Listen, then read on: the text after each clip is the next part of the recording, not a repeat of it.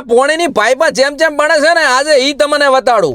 એ રોમ રોમ કહું બાને કસારીને તો આજે હું આવી ગયો છું સિગ્મા પ્લાસ્ટિકની પાઇપની ફેક્ટરીએ ભાઈ। તો ભાઈ આજે હું તમને બતાડીશ કે ખેતરમાં જે પોણીની પાઇપ આવે છે ને ઈ જેમ જેમ બને છે। તો ભાઈ મારી હોમે જે આ પડી છે બોરિયા એની અંદર કાચું મટીરિયલ છે ને ઈ આ મશીનમાં નાખવામાં આવે છે। એમાંથી આવો ધોળો પાવડર નીકળે ને ઈ વાર બીજા મશીનમાં નાખવામાં આવે અને આ ભળાઈ ડાઈ છે આમાં 2 થી 8 ની પાઇપો બને છે એના બીબા કહેવાય એમ। પછી જે ઓલો પાવડર ની વાત કરી આ મશીનમાં જાય છે ને આ મશીન છે એની અંદર જેટલું ટેમ્પરેચર કરવાનું આવે ઈ આ ભાઈને જ ખબર પડે આપણને ખબર ના પડે ભાઈ। તો ટેમ્પરેચર સેટ કરી નાખે એની જેડે આ ડાય ની અંદર પાઇપમાં તૈયાર થઈ જાય પાછી 1 મિનિટમાં ભાળો તો પાઇપ તૈયાર થઈ જાય છે ને હમણાં પોણી પડે છે એટલે ગરમ પાઇપ હોય ને એટલે થોડીક ટાઢી કરે એના ઉપર પોણી નાખવામાં આવે। આ મશીન ખેંચવાનું છે એટલે પાઇપ તૈયાર થઈ જાય એની જેડે ખેંચે આ પટ્ટા ઉપર અને ભાળો તમે આ મશીન એમ કહેવાય કે ધેમે ધેમે આ પાઇપ ને ખેંચે છે અને એની જેડે વરે બીજું મશીન આવે અહીંયા ઠગણ પાઇપ ઉપર બધી પ્રિન્ટ થાય છે એટલે જે તે કંપનીની હોય દાખલા તરીકે આ સિગ્મા પાઇપ ગોલ્ડ 110 mm એટલે આ સિગ્મા પાઇપ નો માર્કો ઉપર આવી ગયો અને પાઇપ તૈયાર થઈ ગઈ। આ પ્રિન્ટિંગ મશીનમાં કલર ઉદો નાખેલો છે। ઓમણીકો ટ્રેક્શન મશીન છે